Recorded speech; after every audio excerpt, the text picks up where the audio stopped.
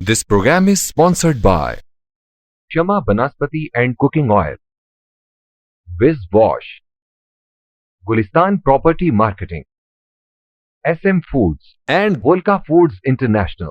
نحمده ونصلي ونسلم على رسوله الكريم اما بعد فاعوذ بالله من الشیطان الرجیم بسم اللہ الرحمن الرحیم قال اللہ تبارک وتعالی فی کلام المجید وهو الذی خلق من الماء بشرا فجعله نسبا وسحرا وکان ربک قدیرا صدق اللہ مولانا العظیم وصدق رسولہ النبی الکریم ونحن على ذلك لمن الشاہدین والشاکرین والحمد للہ رب العالمین۔ السلام علیکم ناظرین، آپ دیکھ رہے ہیں مکس نیوز کا پروگرام نمود سحر اور میں ہوں ڈاکٹر محمد حسین آزاد۔ ناظرین محترم، اللہ رب العزت نے انسان کو پیدا کیا، پھر اس کے جوڑے بنائے، پھر جوڑوں سے خاندان وجود میں آئے، پھر خاندانوں سے معاشرہ قائم ہوا، پھر معاشرت سے شہر آباد ہوئے، اور شہروں سے ملک بنے، اور ملکوں سے دنیا وجود میں آئی۔ اللہ رب العزت نے قرآن مجید میں اس کا بیان فرمایا، شعوبا و قبائل لتعارفوا، میں نے قبائل بنائے، میں نے خاندان بنائے، لتعارفوا، تاکہ تم ایک دوسرے کو پہچان سکو۔ اللہ رب العزت نے سب سے پہلے اپنے محبوب نبی کے نور کو تخلیق کیا، اور پھر جب اللہ رب العزت نے زمین کو آباد کرنے کا ارادہ فرمایا تو اللہ رب العزت نے آدم علیہ السلام کو اس زمین پر، جنت سے اس زمین پر اتارا،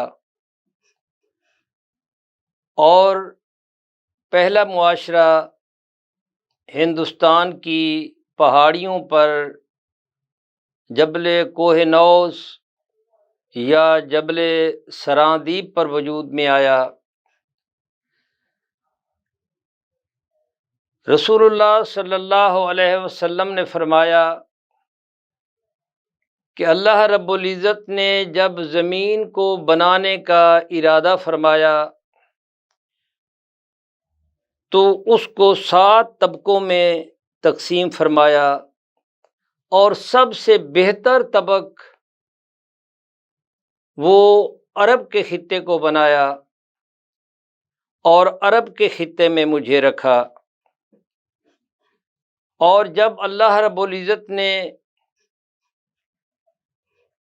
قبائل بنائے تو تمام قبائلوں میں شرف و مجد والا قبیلہ بنو ہاشم،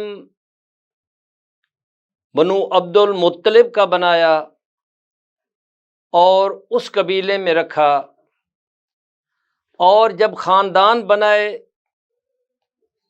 تو قریش خاندان میں سے، ہاشمی خاندان میں سے عبد المطلب کو چنا اور مجھے اس خاندان کا فرد بنایا۔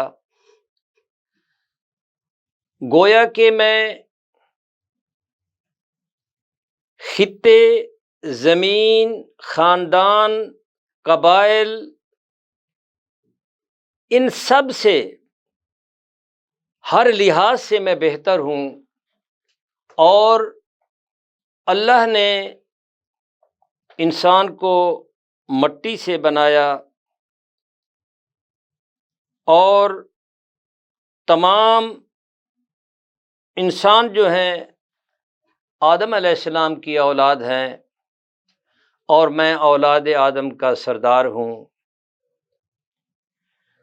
تو رسول اللہ صلی اللہ علیہ وسلم نے بارہا اپنے نسب کے حوالے سے گفتگو فرمائی، اپنے صحابہ کو فرمایا کہ اللہ رب العزت نے قبائل میں سے مضر کو چنا اور مضر میں سے عبد مناف کو چنا، عبد مناف میں سے بنو ہاشم کو چنا اور بنو ہاشم میں سے بنو عبد المطلب کو چنا، اور اللہ رب العزت نے مجھے عبد المطلب کی اولاد میں پیدا فرمایا۔ تو گویا کہ نسب کے اعتبار سے ایک اہمیت جو ہے وہ ہمیشگی قائم رہنے والی ہے، اور اسی لیے رسول اللہ صلی اللہ علیہ وآلہ وسلم نے فرمایا کہ تمام انسان آدم کی اولاد ہیں اور تمام انساب جو ہیں وہ کٹ جائیں گے لیکن میرا نسب باقی رہے گا۔ تو گویا کہ اگر کوئی نسب ہے تو وہ رسول اللہ صلی اللہ علیہ وسلم کا ہے۔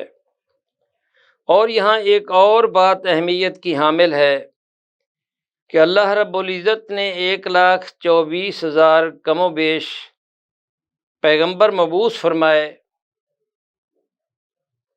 تو ارشاد نبوی کے مطابق تمام انبیاء کے والدین جو ہیں وہ موحد تھے، ان میں سے کوئی مشرک نہیں ہوا۔ رسول اللہ صلی اللہ علیہ وسلم نے فرمایا کہ میرے نسب میں 500 مائیں ہو گزری ہیں اور وہ سب کی سب پاک دامن تھیں، اور میری پیدائش، میری ولادت جو ہے وہ نکاح سے ہوئی ہے، صفا سے نہیں ہوئی۔ تو اللہ رب العزت نے ہر لحاظ سے جو عرب کے رسم و رواج تھے اس سے بھی مجھے محفوظ رکھا۔ مثلا اگر باپ مر جاتا تھا تو اس وقت ایک رواج تھا کہ بڑا بیٹا جو ہے وہ اپنی ماں سے نکاح کر لیتا تھا، تو اللہ رب العزت نے اس قسم کی رسم سے بھی مجھے محفوظ رکھا۔ تو گویا کہ رسول اللہ صلی اللہ علیہ وسلم کا نسب جو ہے وہ پاکیزہ ہے اور افضل ہے اور سب سے برتر ہے، اور سب قبائل میں سے برتر بنو ہاشم ہیں، اور بنو ہاشم میں بنو عبد المطلب ہے، اور بنو عبد المطلب میں رسول اللہ صلی اللہ علیہ وسلم ہیں۔ اب رسول اللہ صلی اللہ علیہ وآلہ وسلم کے والد مکرم سیدنا عبداللہ علیہ السلام جو ہیں وہ سیدنا عبد المطلب کے بیٹے ہیں، اور سیدنا عبد المطلب سیدنا ہاشم کے بیٹے ہیں، اور سیدنا ہاشم جو ہیں وہ سیدنا عبد مناف کے بیٹے ہیں، اور سیدنا عبد مناف جو ہیں وہ قریش کے قمر البطحہ کہلاتے تھے، نہایت خوبصورت، روشن پیشانی، جاہ و جلال، اور قریش کے قمر البطحہ، اور ان کے بیٹے سیدنا ہاشم ان جیسا سردار عرب قوم میں نہیں ہو گزرا۔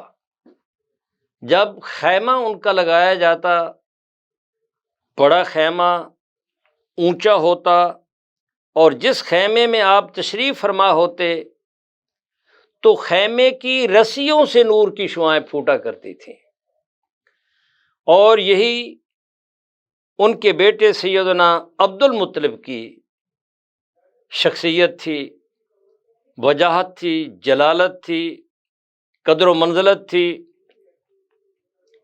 اس قدر طویل القامت اور لہیم شہیم، بڑے سر والے خوبصورت چہرے والے کہ سیدنا عباس ان کے جو بیٹے ہیں اور سید الشہداء حضرت حمزہ جو ہیں وہ ان کے بیٹے ہیں سیدنا عبد المطلب کے، لیکن جب وہ ان کے ساتھ کھڑے ہوتے تو ان کے شانوں تک ان کا سر ہوتا تھا، اور ان کے قد اتنے تھے جب گھوڑے پر بیٹھتے تو ٹانگ گھما کر بیٹھ جاتے تھے، ان کا قد اتنا تھا۔ تو گویا کہ سیدنا عبد المطلب جو ہیں وہ سب سے خوبصورت تھے، اور ان سب کی وجہ کیا تھی؟ اس کی وجہ یہ تھی کہ سیدنا عبد مناف کی پیشانی میں بھی نور نبوت، نور محمد صلی اللہ علیہ وآلہ وسلم روشن تھا، چمکتا تھا، دمکتا تھا، اور یہ جلالت، یہ جاہ و جلال وہ نور محمد کی وجہ سے تھا۔ اور یہی صورتحال سیدنا ہاشم کی تھی کہ جب وہ نور محمد صلی اللہ علیہ وسلم سیدنا ہاشم میں منتقل ہوا تو ان کا چہرہ، ان کی پیشانی روشن رہنے لگی، اور وہ جہاں بیٹھتے وہ جگہ بھی نور علی نور بن جاتی۔ اور پھر جب نور نبوت سیدنا عبد المطلب میں منتقل ہوتا ہے تو ان کی پیشانی جو ہے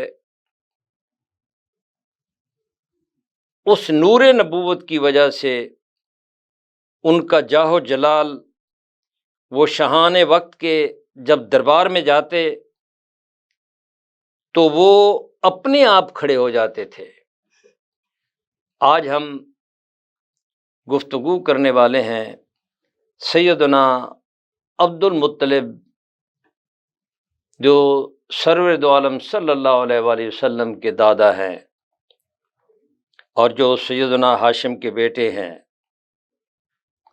اور جو سیدنا عبد مناف قمر البطحاء کے پوتے ہیں۔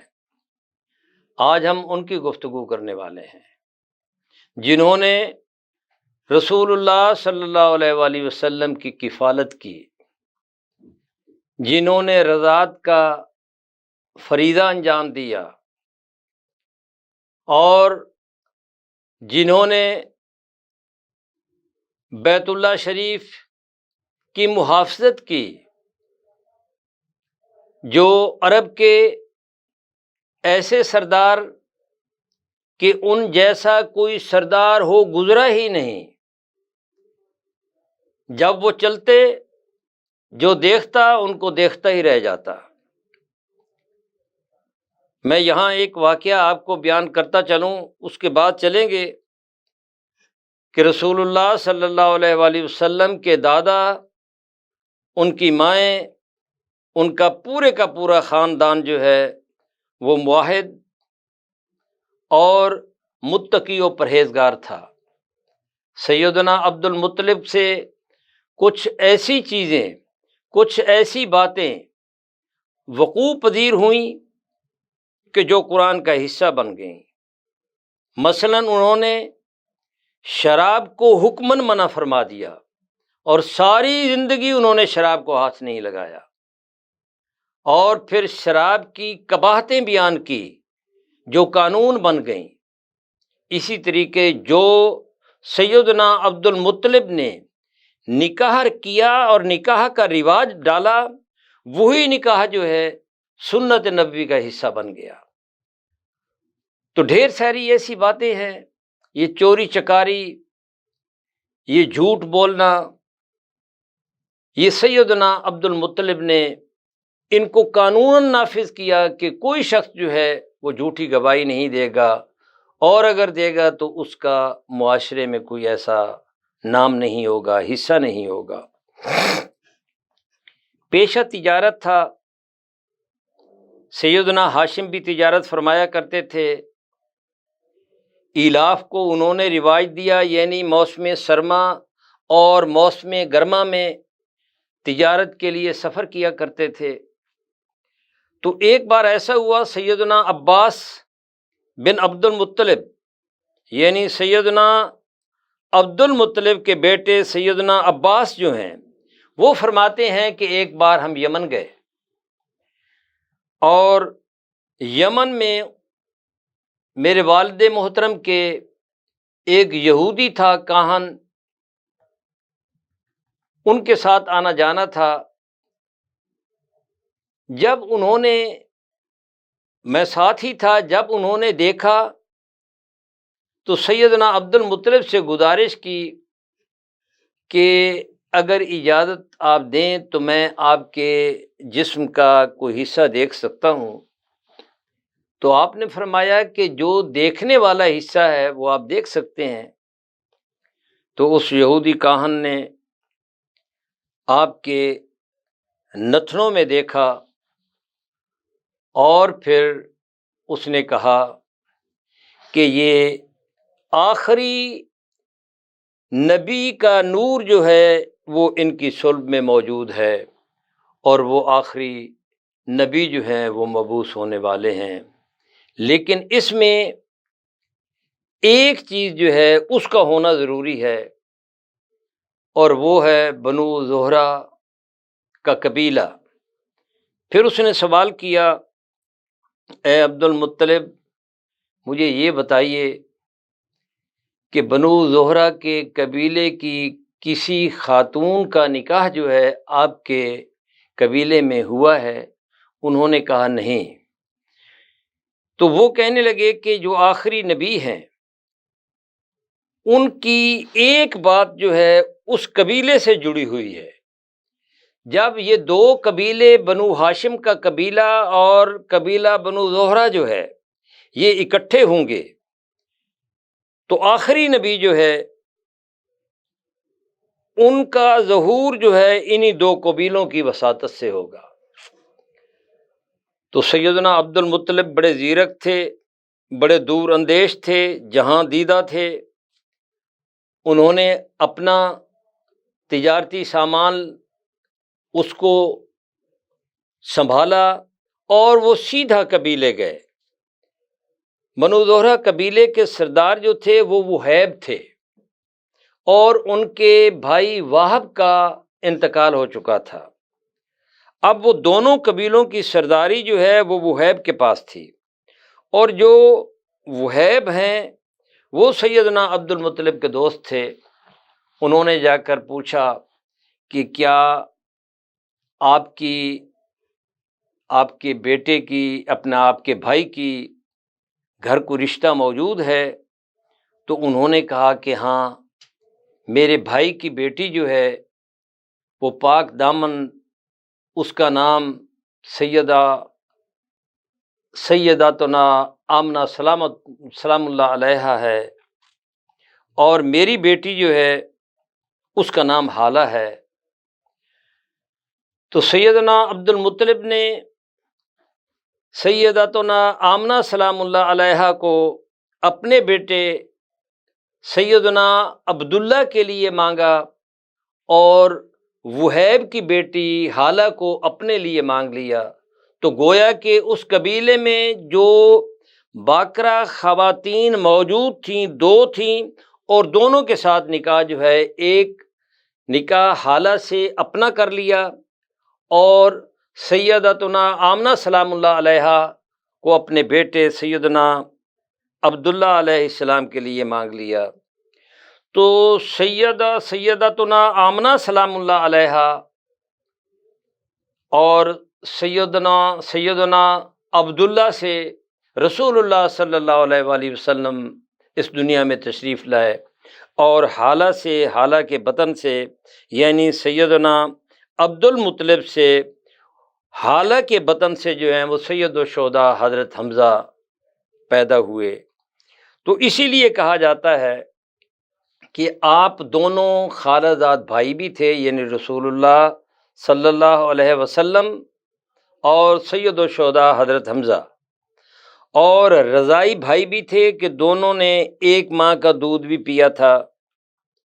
اور دوسری بات یہ ہے کہ ایک سید الشہداء حمزہ ہیں، اور دوسرے کے آپ کے والد جو ہیں وہ سیدنا عبداللہ ہیں، تو اس کا مطلب یہ ہوا کہ یہ رشتہ بھی آپ کا بہت قریبی تھا، تو اس لیے جب آپ کا نکاح ہوتا ہے رسول اللہ صلی اللہ علیہ وآلہ وسلم کا، تو سید الشہداء حضرت حمزہ جو ہیں وہ سبالہ بنتے ہیں، اور سیدنا ابو طالب جو ہیں وہ آپ کا نکاح کا خطبہ پڑھتے ہیں۔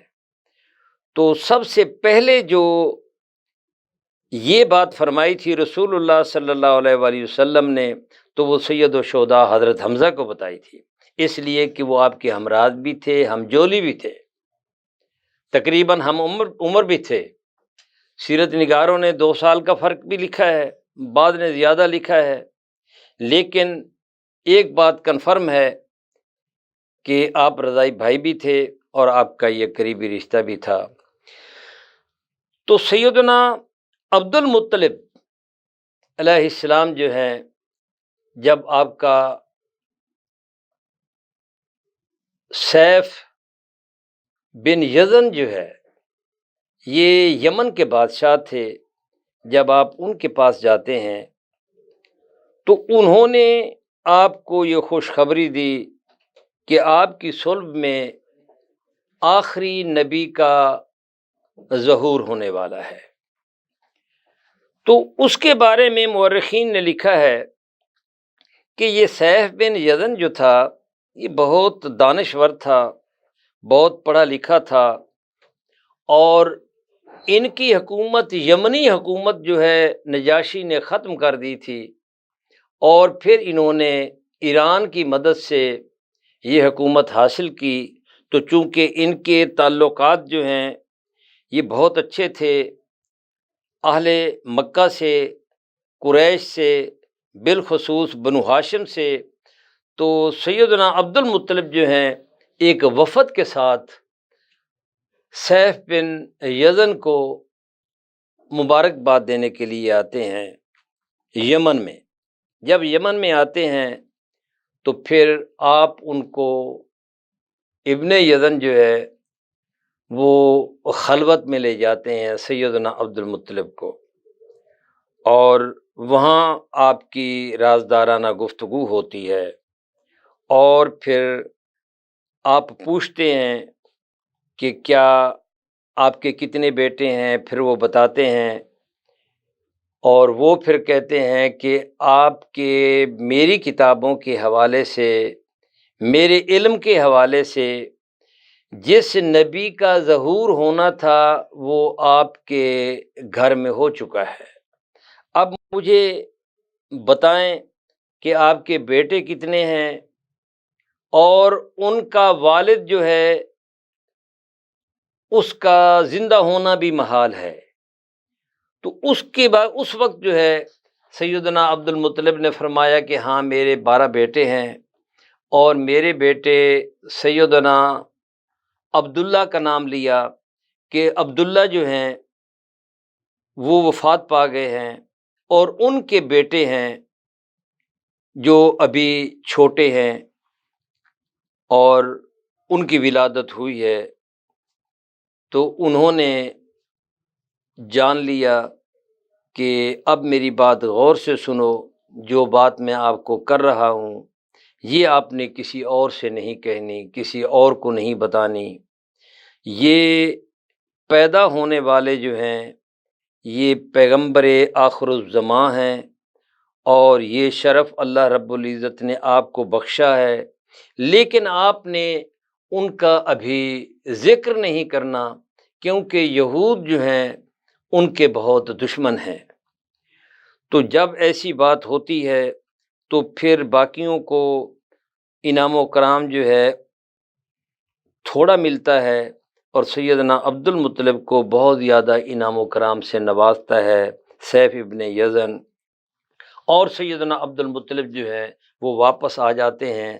تو پھر آپ جب آتے ہیں تو پھر آتے ہی رسول اللہ صلی اللہ علیہ وآلہ وسلم کی اتنی نگہداشت کرتے ہیں کہ شب و روز جو ہیں وہ گزر جاتے ہیں، لیکن آپ اپنی نگاہوں سے آپ کو دور نہیں فرماتے، اس لیے کہ وہ جان گئے تھے کہ رسول اللہ صلی اللہ علیہ وآلہ وسلم جو ہے یہ پیغمبر آخر الزماں ہیں، اور ان کا خیال رکھنا جو ہے، ان کی نگہداشت کرنا جو ہے، یہ میرے لیے بہت ضروری ہے۔ اب اسی لیے سیدنا عباس فرماتے ہیں کہ جب میں اپنے بھتیجے کو پنگھوڑے میں دیکھتا تھا تو میں نے ایک دن غور کیا کہ وہ چاند کو دیکھ رہے ہیں اور کھیل رہے ہیں، اور جس طرف انگلی کا اشارہ کرتے ہیں چاند ادھر چلا جاتا ہے، تو میں جان گیا کہ یہ نبی برحق ہیں۔ تو اس لیے فرمایا تھا جب غزوہ بدر میں کہ میں تو آپ پر اس دن ہی ایمان لے آیا تھا جب آپ ابھی پنگھوڑے میں موجود تھے۔ تو ابن جوزی نے بڑی خوبصورت بات لکھی ہے، انہوں نے کہا کہ سیدنا عباس جو ہیں، سیدنا عباس بن عبد المطلب جو ہیں، یہ قدیم الاسلام تھے، ایسی بات ہرگز نہیں ہے کہ وہ غزوہ بدر پر ایمان لے آئے۔ تو سیدنا عباس کے جو مولا تھے، جو غلام تھے ابو رافع، ان کی سند کے ساتھ روایت جو ہے ابن سعد نے نقل کی ہے، تو وہ فرماتے ہیں کہ ہمارا پورے کا پورا خاندان جو ہے یہ سارے کا سارا اوائل میں اسلام قبول کر چکا تھا، اور سیدنا عباس رضی اللہ تعالی عنہ کو رسول اللہ صلی اللہ علیہ وآلہ وسلم نے منع فرمایا کہ آپ نے خاموشی سے مکہ میں قیام کرنا ہے اور تم آخر ہجرت کرنے والوں میں سے ہوگے۔ تو سیدنا عباس بن عبد المطلب نے وہاں قیام فرما کر مقیم ہو کر آپ کو خبریں ارسال کیا کرتے تھے، اور سیدنا عباس فرماتے ہیں بے شمار آپ کی کرامات بھی بے شمار آپ نے بیان کی ہیں۔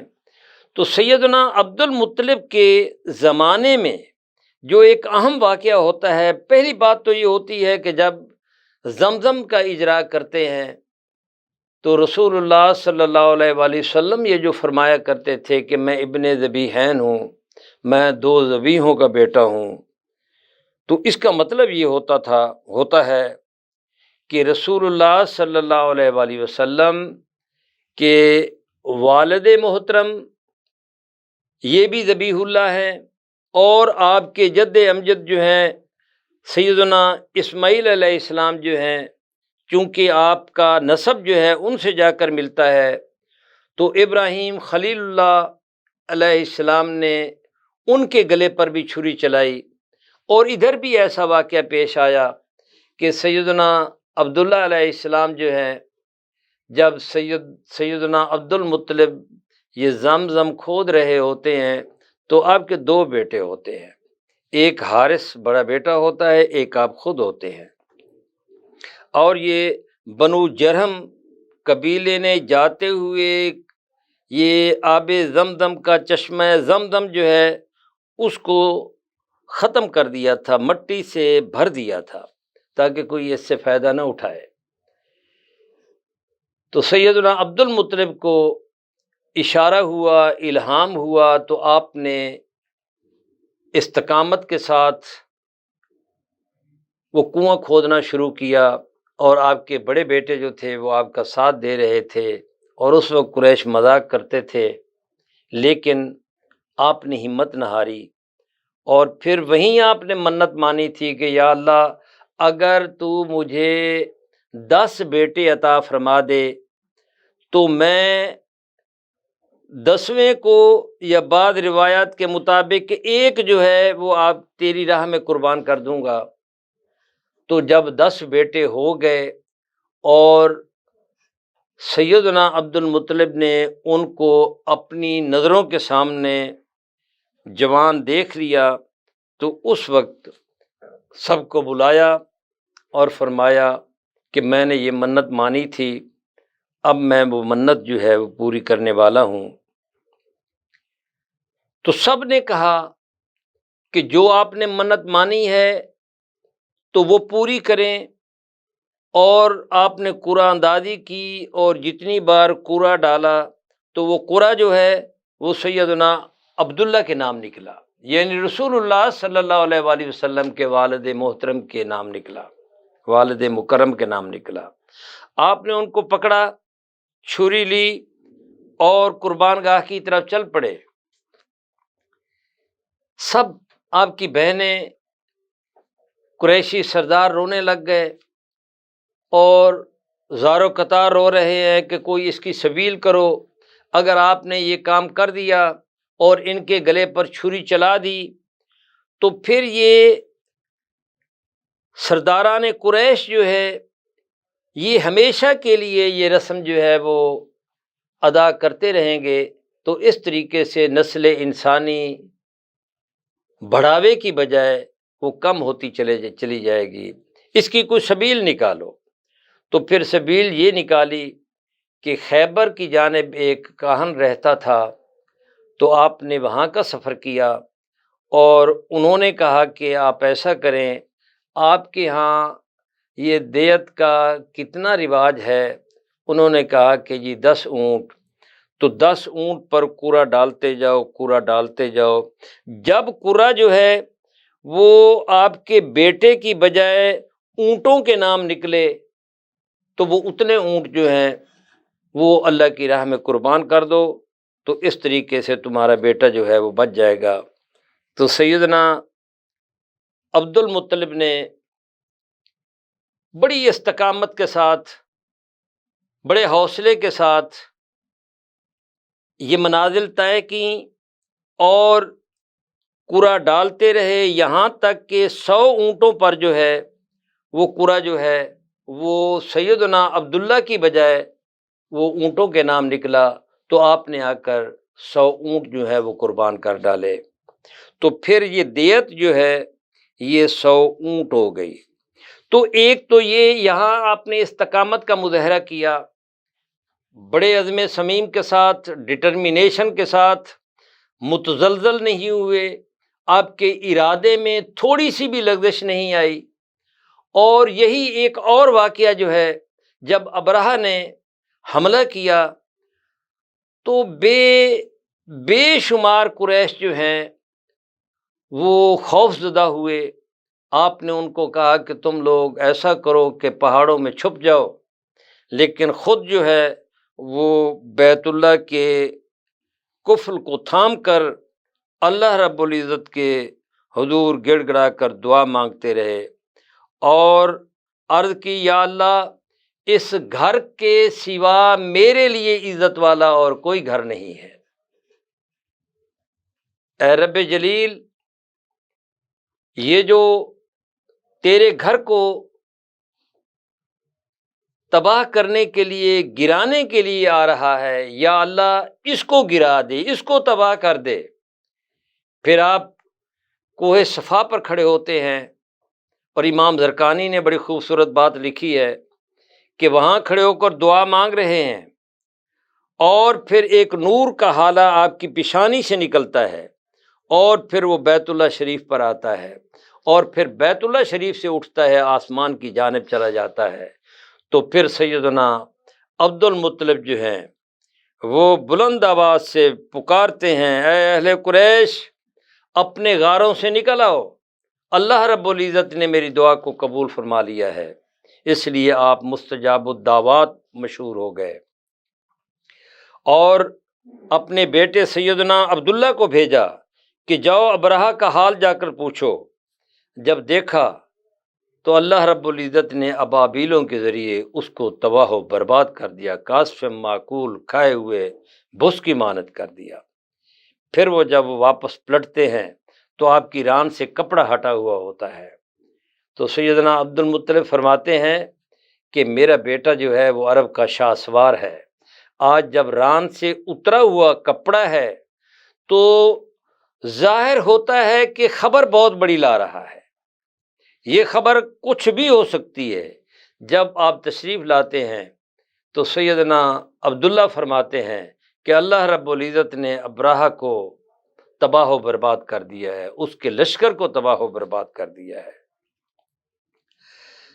ناظرین محترم، یہ وہ استقامت ہے کہ جس کی وجہ سے رسول اللہ صلی اللہ علیہ وآلہ وسلم جب غزوہ حنین میں جاتے ہیں تو غزوہ حنین میں جب تیروں کی جاتے ہی بارش ہوتی ہے اور تیروں کی بارش میں لشکر جو ہے وہ ہراساں ہو جاتا ہے، اور رسول اللہ صلی اللہ علیہ وآلہ وسلم کے ساتھ صحابہ جو ہیں، مجاہدین جو ہیں، ان کے پاؤں اکھڑ جاتے ہیں اور کوئی ادھر بھاگ رہا ہے، کوئی ادھر بھاگ رہا ہے، تو اس وقت سیدنا عباس جو ہیں، سیدنا عباس بن عبد المطلب جو ہیں، وہ آپ کے گھوڑے کی رکاب تھامے ہوئے ہیں، آپ کے چچا، اور دوسرے ہیں ابو سفیان بن حارث، وہ رکاب تھامے ہوئے ہیں، وہ اپنا باغ تھامے ہوئے ہیں، اور رسول اللہ صلی اللہ علیہ وآلہ وسلم اس وقت جو نعرہ لگاتے ہیں تو دیکھیں وہ نعرہ ہے انا النبی لا کذب انا ابن عبد المطلب۔ صحیح بخاری میں یہ حدیث نمبر 190 ہے۔ رسول اللہ صلی اللہ علیہ وآلہ وسلم فرماتے ہیں کہ میں نبی برحق ہوں اور اس میں کوئی شک نہیں، اور میں عبد المطلب کا بیٹا ہوں۔ اب آپ دیکھیں کہ یہاں اللہ رب العزت نعرہ تکبیر بلند نہیں کیا، رسول اللہ صلی اللہ علیہ وآلہ وسلم نے فرمایا کہ میں عبد المطلب کا بیٹا ہوں۔ کیوں فرمایا؟ اس لیے کہ جب ابراہہ جو ہے وہ ایک ہاتھیوں کے لشکر سے مکہ پر، بیت اللہ شریف پر حملہ آور ہوتا ہے، تو سب سے زیادہ تاریخ میں اگر کسی نے استقامت کا مظاہرہ کیا تو سیدنا عبد المطلب تھے، اور اسی لیے رسول اللہ صلی اللہ علیہ وآلہ وسلم اس مشکل گھڑی میں جب ان کے قدم ڈگمگا رہے ہیں اور وہ تیروں کی بچھاڑ میں وہ مجاہدین لشکر کے سپاہی جو ہیں وہ بھاگ رہے ہیں، تو اس وقت رسول اللہ صلی اللہ علیہ وآلہ وسلم پکارتے ہیں تم کدھر بھاگے جا رہے ہو، ادھر آؤ، میں یہاں موجود ہوں، اور میں نبی برحق ہوں، اور میں ان کا بیٹا ہوں جنہوں نے ابراہہ کے لشکر کے سامنے بھی استقامت کا مظاہرہ کیا تھا، اور میں یہاں موجود ہوں۔ پھر جو ہے صحابہ واپس پلٹتے ہیں اور پلٹ کر حملہ کرتے ہیں، اور غزوہ حنین میں جو ہے آپ کو فتح ہوتی ہے۔ ناظرین محترم، سیدنا عبد المطلب کی شخصیت تاریخ میں ایسی تاریخ ہے کہ جیسے رسول اللہ صلی اللہ علیہ وآلہ وسلم کے بارے میں وہ ایک تاریخ اگر ڈھونڈے گی ثانی محمد، ثانی تو بڑی چیز ہے، سایہ نہ ملے گا۔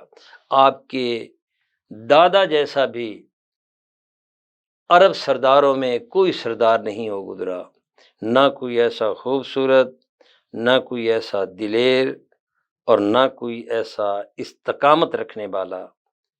اور پھر آپ کی اولاد جو ہے وہ بھی کیا کمال کی اولاد ہے، سیدنا ابو طالب ہیں، سید الشہداء حضرت حمزہ ہیں، کیا کمال کی ہستیاں ہیں، اور کیا کمال ہے ان کا۔ انشاءاللہ آئندہ کسی لیکچر میں ان کا ذکر ہوگا، ایک نئے پروگرام کے ساتھ آپ کی خدمت میں دوبارہ حاضر ہوں گے۔ تب تک کے لیے ڈاکٹر محمد حسین آزاد کو نمود سحر پروگرام سے اجازت دیں۔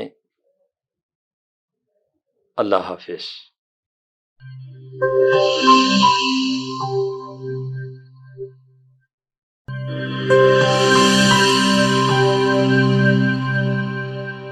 بولے دل کی بولیاں، ذائقے کی زبان ہے شمع،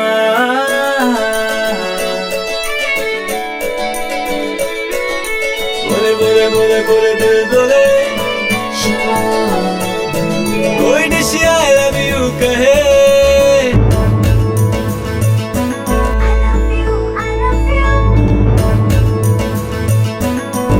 کوئی مس یو کا سگنل بنے، روز شمع کی ہو محفل، رونق بنے بیچے بل، بولے دل کی بولیاں، ذائقے کی زبان शमा,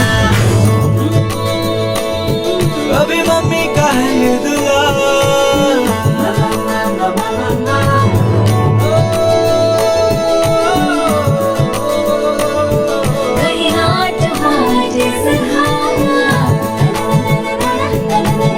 रोज शमा की हो महफिल, रौनक on every table, बोलने की बोलियां, साइकी की जुबान है शमा।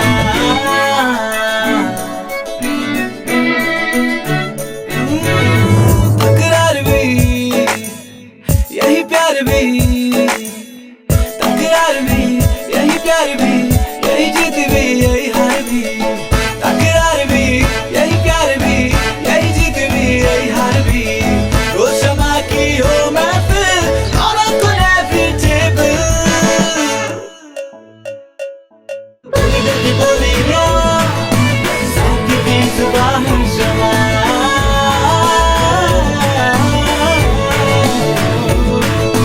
साइकी की जुबान है शमा। वॉइस हेल्थ फॉर्मूला के साथ शमा कुकिंग ऑयल एंड शमा वनस्पति, बोले दिल की बोली।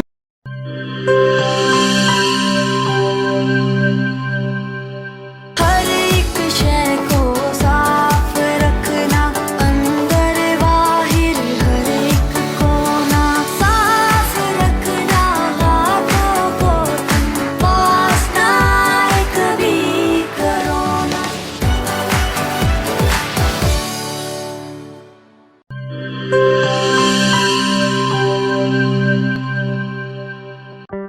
कोरोना में एहतियात का सभी बोलते हैं, मगर मुकम्मल एहतियात कोई भी नहीं करता। मुकम्मल एहतियात करे पुलाया डिसइंफेक्टेंट, जो सिर्फ बाहर से नहीं अंदर से भी करे डिसइंफेक्ट। घर, दफ्तर, मस्जिद, शॉपिंग मॉल्स, हॉस्पिटल्स, किसी भी जगह फ्रूट्स, वेजिटेबल्स और रोजमर्रा के इस्तेमाल की चीजों को करे मुकम्मल डिसइंफेक्ट। WHO की रिकमेंडेशंस के मुताबिक तैयार किया गया और पाकिस्तान की तमाम मुस्तनद लेबोरेटरी से सनद याफ्ता पुलाया डिसइंफेक्टेंट, जो करे हर तरह के जर्म्स और वायरसेस का 99.9% खात्मा। और दे मुकम्मल तहफ़्फ़ुज़। ये हुई मुकम्मल एहतियात की बात। पुलायर 1, 3, 5, 10 और 30 लीटर की पैकिंग में दस्तयाब है।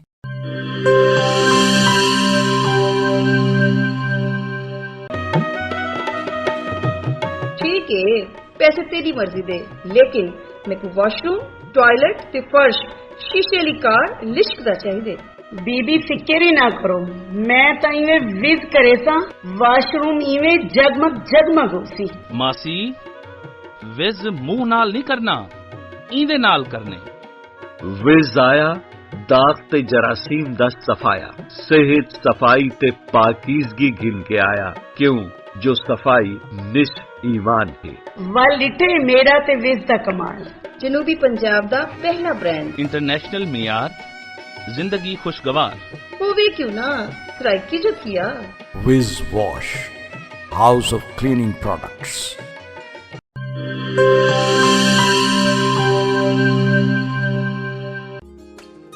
मिस्त्री साहब इंदा कुछ थी सकसी? पट के नवा लगसी। पैसे कितने ते टाइम कितना? 8000 2 दिहाड़े। इयो नवा थी वैसी बाजी।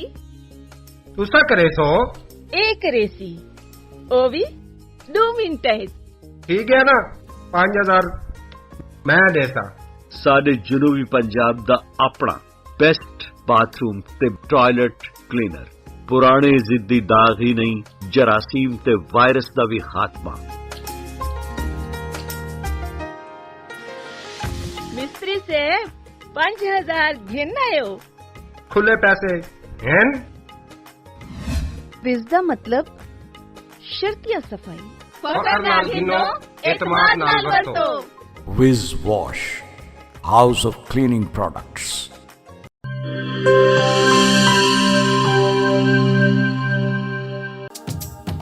किहड़े दाग ते किहड़े धब्बे, विज़ दे अग्गू भी कोई टिक दे। फर्श ते देखो चमचम चमके, टॉयलेट भी लिशकारे मारे। पहला ब्रांड सादा अपना ते दूजा माल असा नहीं घिनना। विज़ दा ए पैगाम है बेली, तंदुरुस्ती इनाम है बेली। निस ईमान सफाई ही वे, तंदुरुस्ती दी पौड़ी ही वे। तंदुरुस्ती हरगिज न वन जाए, विज आज ही घर घेन के वन जाए। विज कहनी तो सफाई कहनी। Whiz Wash, House of Cleaning Products.